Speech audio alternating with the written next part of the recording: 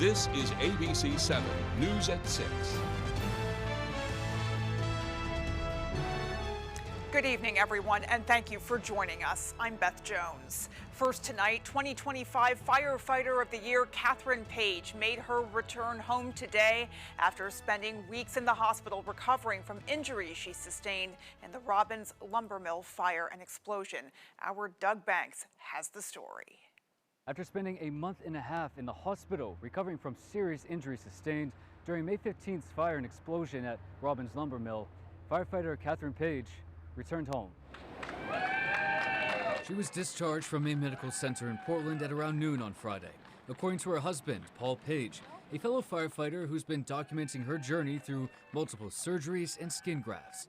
He says he's not sure if more surgeries will be required, and they still need to go to Portland 3 times a week for treatment. But he says having her home is a step in the right direction. The biggest thing is she's home and heal better at home. So she, just the team at the main general was amazing, and the Portland Fire Department. The Searsmont incident injured 12 people and killed Morrill firefighter Andrew Cross, Searsmont Assistant Fire Chief Wayne Woodbury, and on Thursday, Alden Robbins, a co-owner of the mill. The cause of the incident is still under investigation. After leaving the hospital on Friday, she was met by a convoy at the Augusta Civic Center, which then escorted her to the Belmont Fire Department, where she was met by community members and first responders from neighboring departments. Just to see everybody be able to come out and really show their support for her through all of this has been amazing. Page serves as a firefighter for Belmont and as a lieutenant for the Northport Fire Department. She was also named Firefighter of the Year in 2025. For the state of Maine and the small communities that we have, we just have an amazing outpour when anything like this happens. Her time coming to an end in the hospital comes around 2 weeks after Montville firefighter Jacob Spaulding returned home on June 15th after suffering serious injuries as a result of the Robbins lumber mill incident. On Friday, he was one of the ones welcoming Catherine Page home as well. In Belmont, Doug Banks, ABC 7 and Fox 22 News. As one injured firefighter comes home, a Robbins family member who was on scene when the fire and explosion occurred has died due to the injuries he sustained. A statement from the Robbins family confirms Alden Robbins passed away yesterday. He is the third person to die from injuries sustained in the Robbins lumber mill fire and explosion, as you just heard. A statement from the family said, quote, "We are heartbroken by the loss of a beloved husband, father, son, brother, uncle, and friend. Alden was the heart of our family in so many ways, and nothing mattered more to him than the people he loved. Throughout his battle, he fought with extraordinary courage and determination, holding on so that his family could have precious time with him. He passed away peacefully, surrounded by those who loved him," end quote. In other news, Maine State Police are investigating a fatal crash in the town of Hancock. Spokesperson Shannon Moss says it happened on Route 1 near the Washington Junction Road about 8:30 this morning. According to Moss, 44-year-old Jim Hoyt of Sullivan was driving a motorcycle westbound, crossed into the eastbound lane, and collided head-on with a pickup truck. Hoyt died at the scene. Route 1 was closed while troopers investigated the crash and crews cleared the scene. The investigation remains ongoing. Well, more than 100 people were displaced after a fire broke out at an apartment complex. Around 2 p.m. today, firefighters were called to a fire at Bangor House Apartments on Main Street, where they found a transformer on fire near the back of the building. Firefighters evacuated all 6 floors of the East Wing due to the smoke, as they didn't know if there was a threat to the structure at the time. Crews from Brewer, Orono, and Herman were called in to assist and had the fire out within 20 minutes. Assistant Fire Chief Andrew Emery says no cause has been determined yet, but they believe there could be multiple factors. One would expect today it could be due to the power consumption, overloading the power, and just the extreme heat. Everything's hot because it's 100 degrees, just air temperature, and things overheat. Emery says no injuries were reported, but officials estimate around 125 people were displaced, and they'll be working with the Red Cross to find shelter. Well, with temperatures climbing across Maine, experts are reminding parents and caregivers that leaving a child unattended in a vehicle, even for just a few minutes, can have deadly consequences. Our Alex Schley has more on why these tragedies happen and the simple steps you can take to help prevent them. It doesn't take long for a parked car to turn deadly. On a hot summer day, the temperature inside a vehicle can climb by 20 degrees in just 10 minutes, even with the windows cracked. The vehicle heats up very quickly, but in the first 90 minutes, the temperature can increase more than 50% versus the outside temperatures. For young children, that heat can quickly become life-threatening. They just absorb more heat more quickly from the environment, and then they can't regulate that heat as well because those systems aren't fully mature. According to health experts, children's bodies heat up 3 to 5 times faster than adults, making them more vulnerable to heat stroke. Sweating isn't as good to help cool you down. They have less body water, and so they become dehydrated quicker. Experts say a variety of factors can contribute to these tragedies. Interestingly, it seems like half of the time it's because they're just forgotten for a number of reasons. Sean Sibley is a family nurse practitioner at Northern Light Primary Care at the University of Maine. And then the other half of the time I thought was interesting, it's because the car's unlocked and kids are getting into the unlocked car, putting themselves in the car, and the adult doesn't even know where they are. Experts, however, remind residents that it doesn't take a heat wave for a vehicle to turn deadly. According to AAA, the lowest recorded ambient air temperature when a child died of heat stroke when left in a vehicle was about 50 degrees. Because of that greenhouse effect with the sun shining onto the vehicle and really heating up that interior part of the car. Healthcare workers also remind residents that if a child is found alone in a hot car, don't ignore it. Immediately call 911. A few minutes can be the difference between life or death. In Bangor, Alex Schley for ABC7 and Fox 22 News. Important information there. Alrighty, folks, speaking of the temperature outside, let's pause here for a first look at our forecast. Tonight's first weather is brought to you by Quality Automotive in Brewer. Experience the Quality Automotive difference. Reliable service and expert care that you can depend on. Call us to schedule your next appointment at 922-2043. Let's take a look at those temperatures out there for today. Another warm one back into those 80s and low to mid 90s. Fortunately for us, cooler weather is on the way. Not so much for us tomorrow. We're back into the upper 80s tomorrow. But then we do have relief on the way for us. We've been dealing with lots of sunshine today, as well as we've been dealing with wildfire smoke in our area. The sunshine will stay out for the rest of the day today. Some clouds will roll through as well later this evening. Before tomorrow, we do have a chance for a couple stray showers or thunderstorms tomorrow. However, many of us will stay dry, plenty of dry hours for tonight. Temperatures falling into the not so low 70s once again. And we have much more ahead. Stay with us.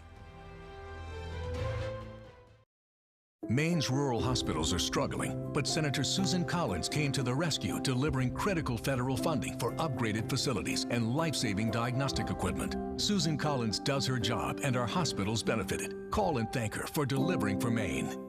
Are your basement walls bowing, crumbling, or failing? Hi, I'm Tony Hafford with TC Hafford Basement Systems, all things basementy. Our stable lock wall system offers a patented, affordable, and permanent solution to save your foundation walls. It stabilizes, fills voids, and structurally repairs, leaving a new smooth surface. All the strength of new walls. Call TC Hafford Basement Systems today for all things basementy. Celebrating 20 years in 2026, come to the Centra Theater in downtown Dover Foxcroft for great concerts, plays, movies, and more. Don't miss the Traveling Wilburys Review on July 9th. Experience all your favorite songs live on stage. For information and tickets, go to www.centratheater.org or call 207-564-8943.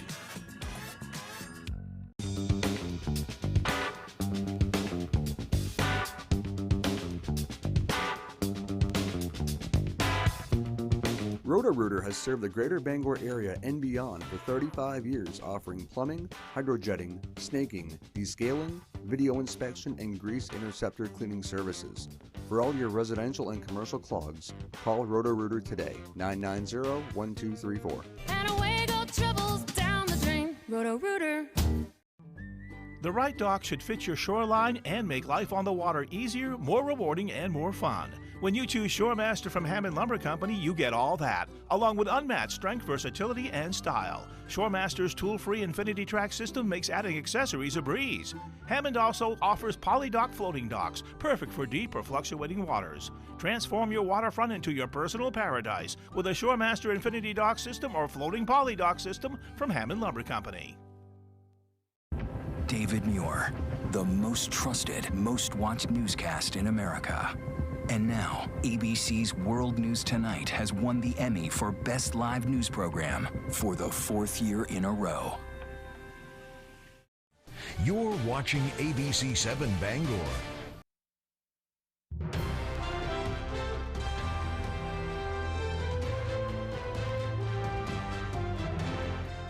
Tomorrow, America will celebrate its 250th anniversary, but it shouldn't be the culmination of remembering our state and our country's past. Our Doug Banks spoke with Bangor Historical Society's curator about that and more in the final part of this conversation we first shared with you yesterday. Doug Banks here again, talking with Matt Bishop, the curator and operations manager for the Bangor Historical Society. So let's say the United States didn't win the Revolutionary War and the Declaration of Independence wasn't signed 250 years ago. What would Maine look like today? A very good question. Where we were already at odds with Great Britain before the Declaration, I mean, if it would really be about the war at that point.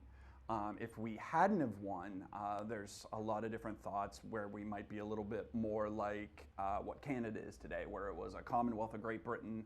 Also, due to our proximity to Canada, I have a feeling it would be more similar to that, where it would be another province.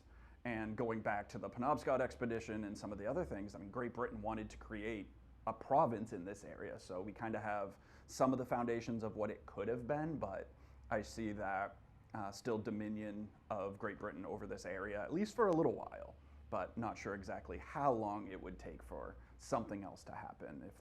If the troops really came in and the British really controlled, I mean, you could have just added more fuel to the fire to try to overthrow again, but it's really one of those interesting questions in our history. Interesting. So what was Maine's role moving forward after 1776?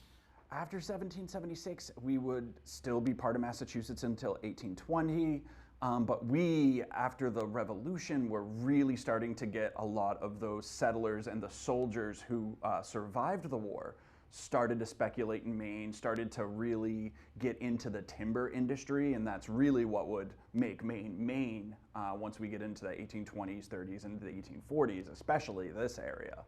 But little old Bangor here, we were Kenduskeag Plantation, started in 1769, so we would have definitely have felt that connection to the British.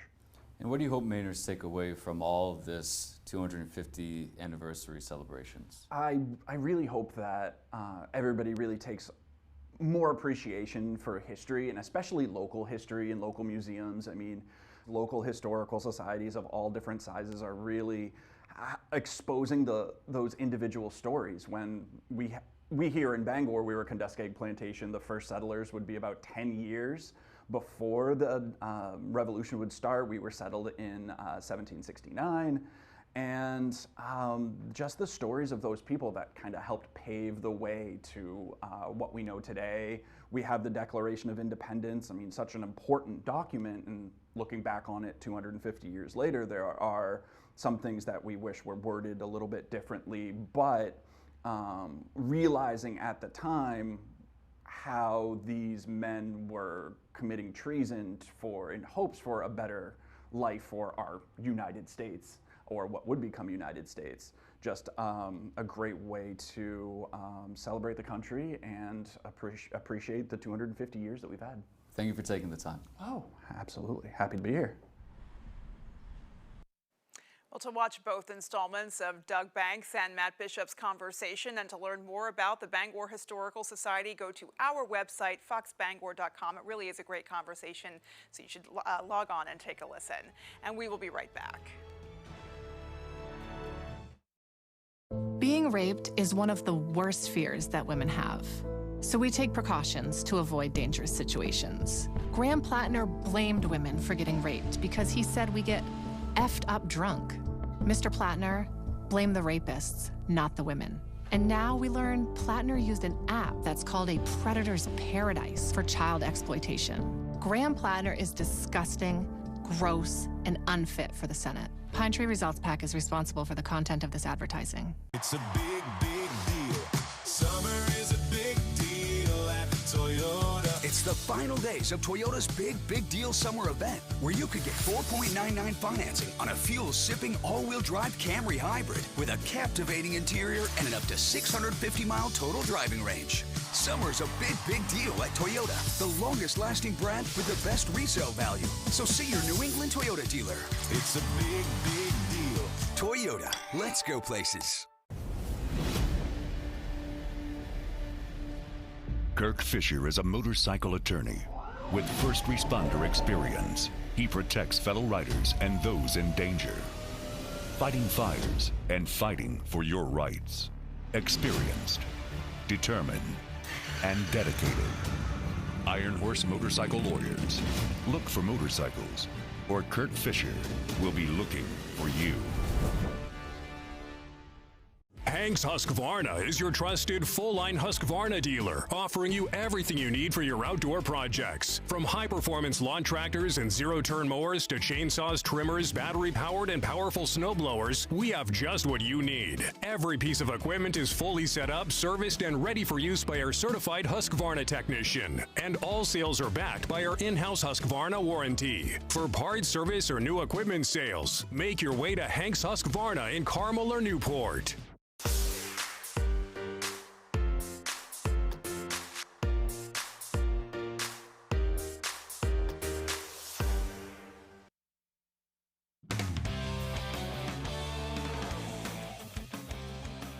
Welcome back in, folks. We'll start with some big news out of UMaine basketball as former Black Bear star Chris Mantis is gearing up to compete in the NBA Summer League. Mantis, a 2025 graduate at the University of Maine, will be in the first Black Bear in program history to compete in the NBA Summer League activities. He's currently a member of the G League, Capital City Go-Go, an affiliate of the Washington Wizards. But this summer, he will join the Minnesota Timberwolves for the Summer League. Mantis played one season with the Black Bears, helping to guide them to their first America East title game appearance since 2004 during the 2024 season. While with Maine, he averaged 8.1 points per game, knocked down 72 three-pointers, good for 11th all-time in a single season in program history. Last season with Capital City, he averaged 8.4 points per game in 35 games, including 13 starts. The Summer League is set to begin on Friday. The Minnesota Timberwolves' first game will be played on July 9th versus the New Orleans Pelicans at 3:30. Congratulations to Chris Mantis. Well, this weekend we celebrate America's 250th birthday, and sports have been woven deep into the fabric of American culture as we know it. Max Sturm and I sat down to discuss our favorite moments in American sports history. Take a look. Welcome back in, folks. We hope you're enjoying your Independence Day weekend. There is a lot of traditions that we're able to have here in America thanks to that day in our history, but we're here to talk about sports, an American staple. We thought, what better way to celebrate America this weekend than to give you our lists of the best American sports moments. So we'll kick it right off. We'll go with our honorable mentions. We're going to do a top three, but Jack, honorable mentions. Yeah, I mean, first off, Max, I feel like you really can't talk about America without sports, right? It's really goes hand in hand with the culture in this great country. And for an honorable mention, I mean, you got to talk about Ali versus George Foreman. I know you were just talking about it earlier with me off the air, and that's a huge moment in boxing history. Ali, just a massive underdog against George Foreman. He ropes and dopes him, almost introduces a new style of boxing to the sport. And boxing, as it almost has seemed to fade out a little bit, it was a huge part of American sport, especially back then, and still is to this day. There's a ton of boxing fans out there. But that was a huge moment. I know that's a favorite of yours. Just cemented him in boxing and sports history, legacy here in the United States. For me, I got two. The first one, a little bit of an America theme here. It's the first game after 9/11 for the NFL, the Pats and the Jets at Foxborough Stadium. Obviously, a lot went on in the 2 weeks between 9/11 and that game. And that full segment will air over the weekend on Fox. For now, that is all the time we have for sports. Happy 4th of July. Here's your full 5-day forecast. Well, very warm once again for us today, back into the mid to upper 80s and those low to mid 90s for us. Fortunately, if you aren't a huge fan of the heat we are going to get some relief from here soon. For tomorrow, we're going to be back into the mid 80s for us.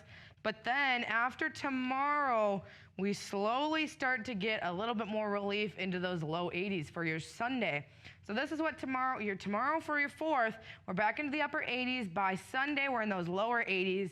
But then Monday and Tuesday, we're looking to be right about 80, which is right about average for this time of year, before we go right back warmer into those low to mid 80s for the rest of your week.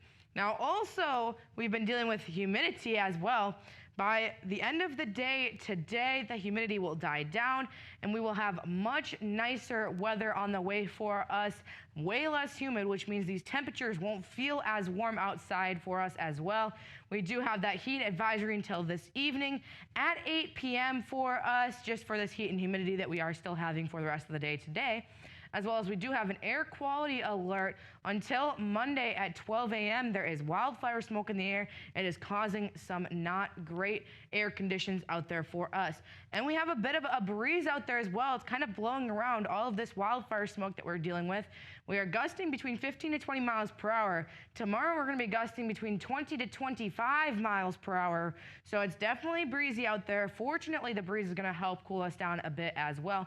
Now, we do have a slight chance for some showers and thunderstorms for your 4th of July. Do not worry. There is plenty of dry hours for us as well. Might just be a quick downpour for a few of us on your 4th of July. This is what radar looks like right now. Nothing out there, as you can see. However, we do have some clouds that are going to roll in overnight tonight, as well as we are dealing with that wildfire smoke. It will be clouds will start to roll in for us tonight. Fortunately, they won't be around for too long. We'll see lots of sunshine for your 4th of July. We do have a chance for a shower or thunderstorm in the afternoon hours, but plenty of time for it to be dry enough for those fireworks displays tomorrow evening, and then we will stay dry for your Sunday as well into your Monday. For tonight, temperatures right about 70 degrees, partly cloudy skies, and we will be dealing with those areas of wildfire smoke. For tomorrow, it's 4th of July, temperatures in those upper 80s with partly cloudy skies. Still dealing with some smoke out there, and we will have an isolated chance for a shower or thunderstorm.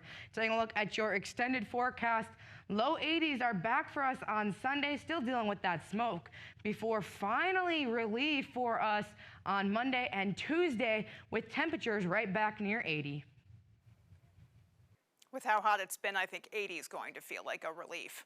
Alrighty, folks, well, there is still more to come. Don't go anywhere. Jado Highlands Golf Course, nestled in the woods of Lincoln, just a short drive from Bangor or Holton. Designed for players of all abilities, Jado features everything a golfer desires. 18 fully irrigated holes, driving range, practice green, and a golf shop with instruction available. Jado maintains quality course conditions while proudly displaying some of the most scenic views in Maine. Challenge yourself to a round of golf surrounded by the beauty of Maine at Jado Highlands Golf Course. Starting in May 2026, Maine Paid Family and Medical Leave gives eligible workers up to 12 weeks to take the time needed for parental and family care, medical, military family, and safe leave. With partial wage replacement, your income stays protected, giving you peace of mind. Leave is flexible, portable, and available to self-employed Mainers who elect coverage. Maine Paid Family and Medical Leave. It's how we care. It's who we are. Benefits begin May 2026. Learn more at maine.gov/paid leave. 250 years ago, America found a reason to come together. Generation after generation, Phantom Fireworks has been part of that tradition. Phantom Fireworks, lighting up backyards of America from coast to coast. Visit fireworks.com for a retail location near you. Maine's farms are being sold to China. Chinese criminal networks are infiltrating rural Maine. But Senator Susan Collins is fighting back. Susan Collins voted to stop China from buying up our farmland. And Collins is helping to crack down on Chinese organized crime. Collins delivered millions in more resources for local law enforcement, protecting our families, our farms, and bringing big money back home to Maine. Call and tell Senator Susan Collins to keep protecting rural Maine. Summer is a gift. A gift of days that last a little longer. A brighter state of mind. So look out for these stickers and gift yourself a new Kia during the Kia Summer Sticker Sales Event, where every SUV and sedan comes with a 10-year, 100,000-mile limited powertrain warranty. Get 0% APR for up to 48 months, plus $750 retail bonus cash on specially tagged 2026 Sorento and Sportage vehicles.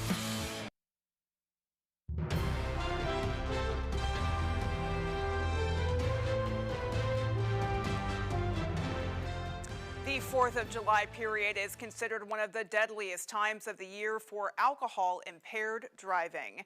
According to the National Safety Council, nearly 40% of traffic fatalities during the holiday involve impaired driving. With that in mind, Bangor Police Sergeant Jeremy Brock says the already increased number of officers on the road will be even more vigilant for signs of impairment. We do have a lot of officers are going to be out for impaired driving enforcement, not only just the alcohol side of things, but also we have drug recognition experts that work at the department and be looking for any type of impaired driving.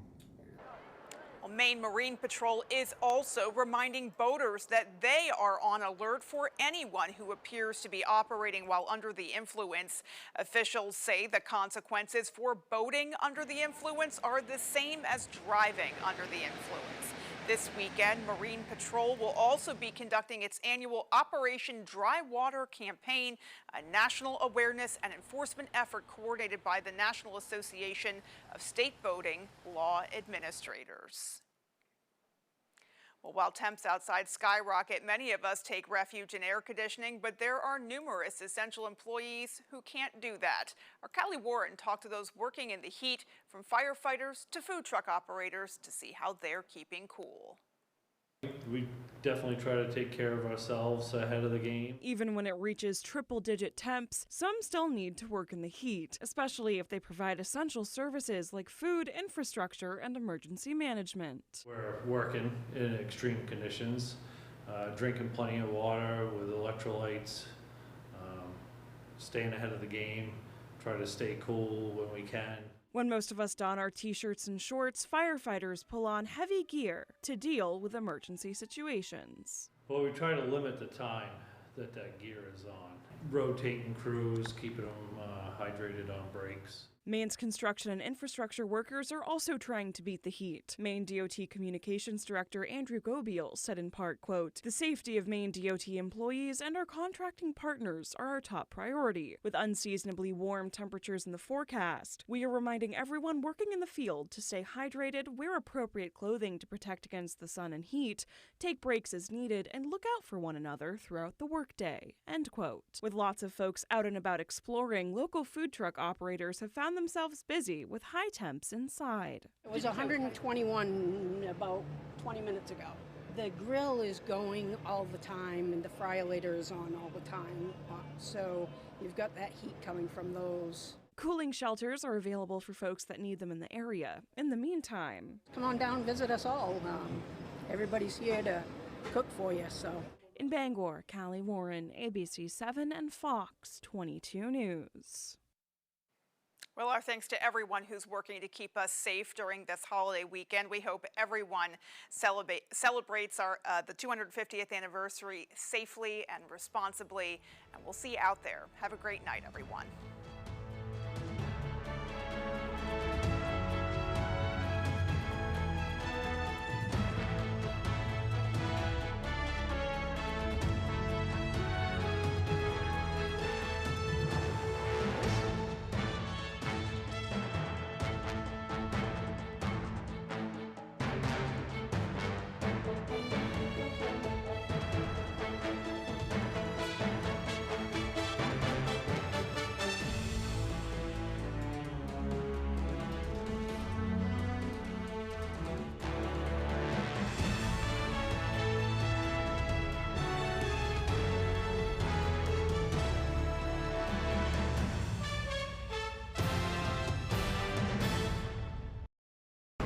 Tonight, from the people who illuminated the Eiffel Tower and Notre Dame Cathedral in Paris, what will they do now with Lady Liberty? And David Muir climbs to the top of the torch. Lady Liberty, as you've never seen her before. The event tonight. People ask me all the time, does Laurie